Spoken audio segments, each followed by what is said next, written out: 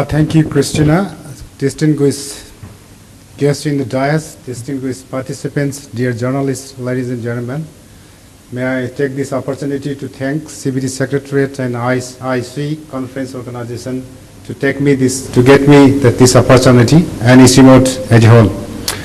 I will mostly talk on the practical application of payment for ecosystem service with particular examples from Nepal, but with a regional perspective based on my own research and based on my research from my institution.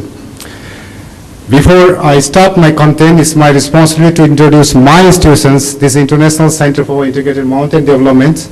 We are an intergovernmental organization based in Kathmandu with headquarters, 8 member countries in the Hindu Kush Himalaya region, from Myanmar in the east to Afghanistan in the west. We mostly work on mountain ecosystems, water and air, and also mountain livelihoods. We are trying to become a center for excellence in Hindu Kush Himalaya region. You can see this is our whole working area from Myanmar to Afghanistan, mostly on transboundary landscapes and river basins, transboundary river basins. These are the key areas. And both India and China, the Asian giant economies, are part of our member countries that you are working closely with these governments. Thank you very much again on behalf of ICIMOD and myself. Now I'll go to my content.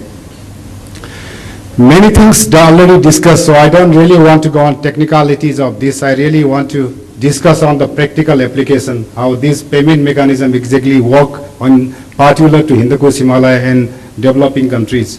These are the key ecosystem services that you have been discussing for a long time on the private sector perspective. The water for irrigation, drinking water and hydropower, mostly for landscape and biodiversity for your different entrepreneurships and tourism sector, and carbon sequestration. There is now our Dibanarayan and others already discussed on this carbon and biodiversity offsets. These are the key ecosystem services that also discussed in Millennium Ecosystem assessments that needs to attention for longer sustainability and longer biodiversity financing in terms of financing these resources. So I'll try to keep these mostly. And why payment for ecosystem services? From yesterday, the discussion, if you remember this morning's discussions, one of the panel members discussed the problem is with food, water and energy, the whole nexus around the globe. Because of the climate change and different other forms of changes, the changing ecosystems, that means ecosystem services are also changing. That needs attention from the business communities as well as other communities as well, as majority of the business communities or private sector also mostly depend on ecosystem services to sustain their business. This is the key concern for us. And in the same session, there are 2 major discussions from the business sector we received this morning, the adaptation and technologies. These are the areas where business sector chip in because of the difference change in climate and change in ecosystem services. In order to keep with this is important that member state countries, government policies respond these changes for critical ecosystem management, for critical sustainability of these ecosystem services. This is the main focus for my presentation with different case studies that I will be presenting.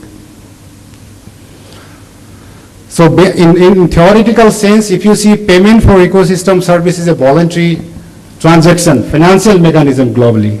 That have 4 paramount, 4 dimensions. A ecosystem service identified, a buyer or a seller, and also an agreement. Basically, this is a private sector conceptual design of the payment for ecosystem services. However, in our research, these totally private sector led payment mechanism may not be feasible for poor countries or developing countries or the countries in transition. That is why this may needs a bit of different contextualization of this payment mechanism, which may not be always volunteer, but also sometimes mediated or regulated by the state or the state sponsors that I will come in my case studies. So I will try to keep this private sector volunteer concept and also state regulated or sponsor concept of payment mechanism to sustain our biodiversity resources, ecosystem resources for sustaining our business. So this main focus is climate change and more extreme events and that means changing ecosystem and ecosystem services. The research I am doing, in fact, I am part of this research as well in 4 river basins in Indus in Pakistan, Brahmaputra in India, Kosi in Nepal, and Salween and Mekong in China. We did a vigorous research on this, what exactly the climate change perceived by local communities and what the reality is, and what's the impact of this climate change indirectly to these communities. If you see the red one, they changed almost 28% in Upper Indus, Pakistan, changed their farming practices from the traditional to different one because of the change in climate, particularly weather, particularly rainfall and temperature. If you see the last one, that's 19% in Upper Indus, in fact, given up the planting certain crops. They used to have a paddy cultivation in lower belt of Upper Indus. Now there is a huge water scarce. They do not cultivate the paddy. So they need different dimensions.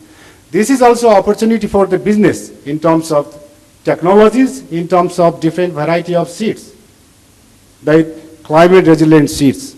That's what I really want to make, how this business community chip in this whole payment mechanism. The water becomes scarce. I do not need to repeat again. These are some photographs from my country, Nepal itself. And there are frequent extreme events, the loss of property, huge events, floodings, the infrastructure damage because of the high siltation and because of the floods as well. And if you see also the high forest degradations, the biodiversity offsets are.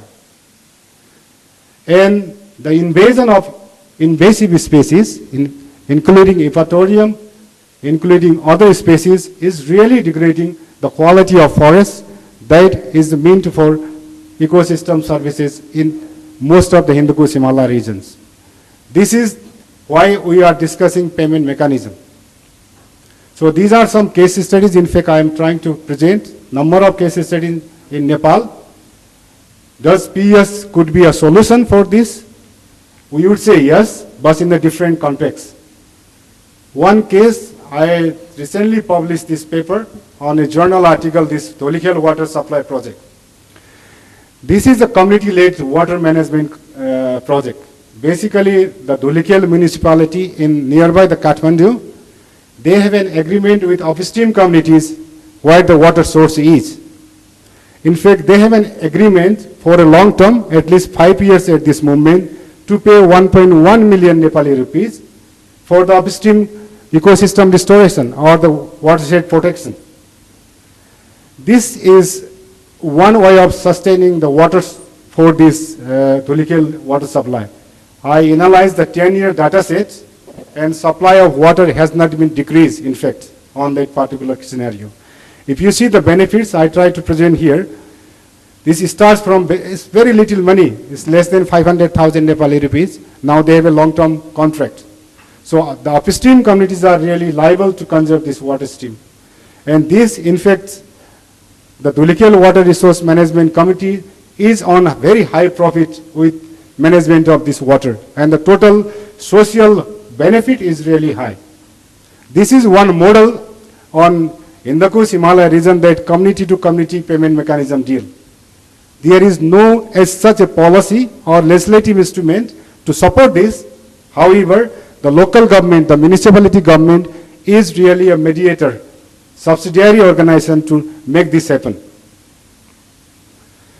If you see the protected area management system across the Himalayas, or also in Nepal and India as well, is mostly the tourist destination.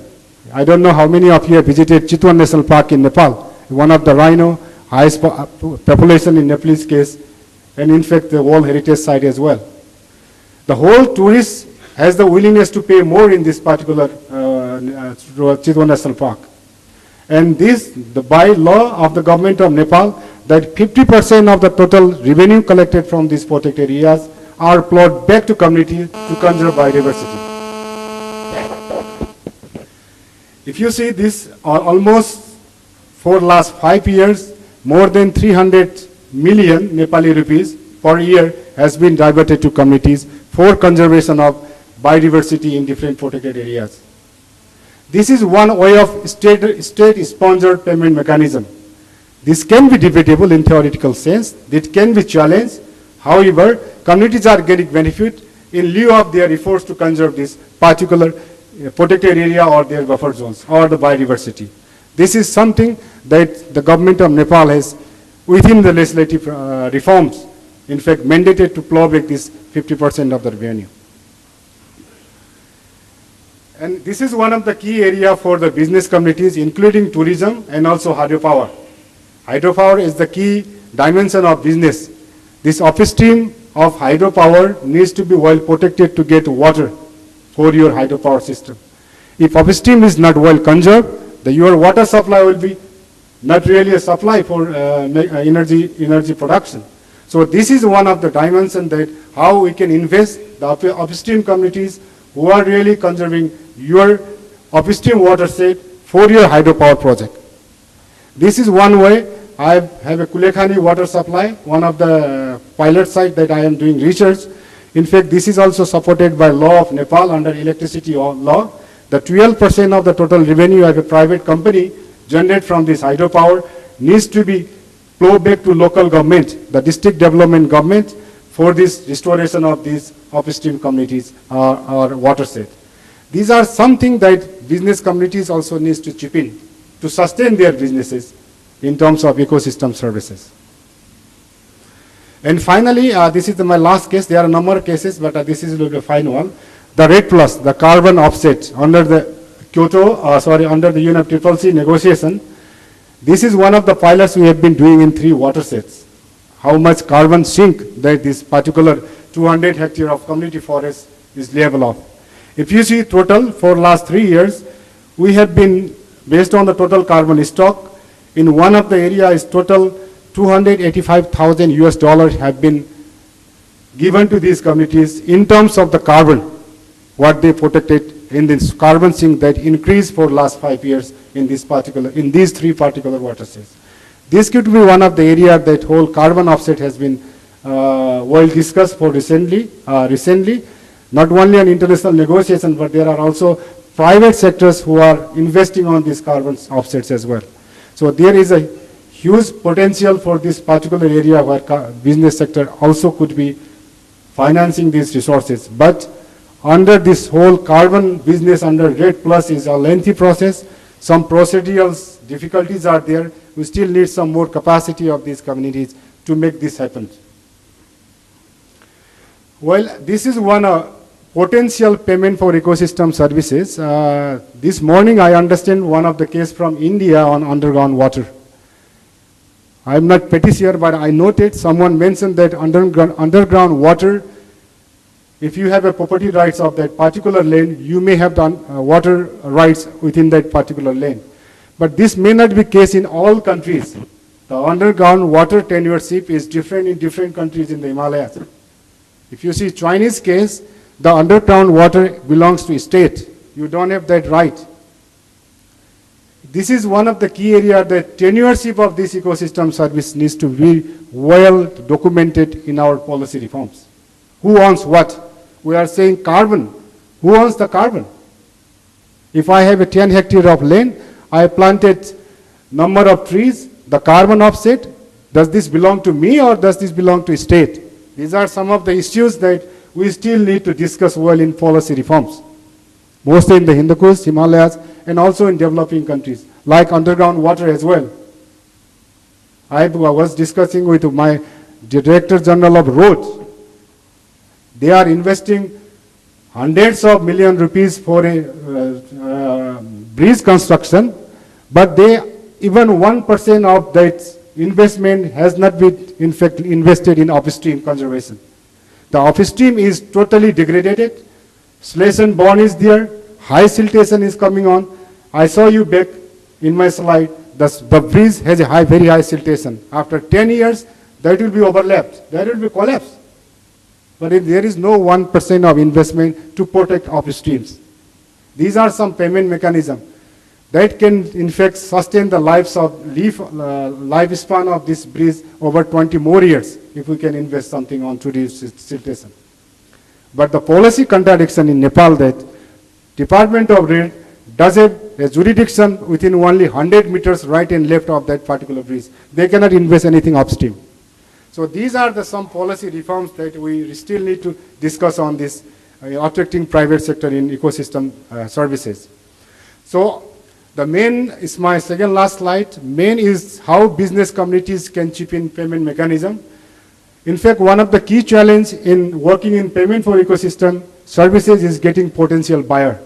In many cases, state is potential buyer, but I can, based on our research, there might be very high potential that business communities are or could be a potential buyer for different ecosystem services.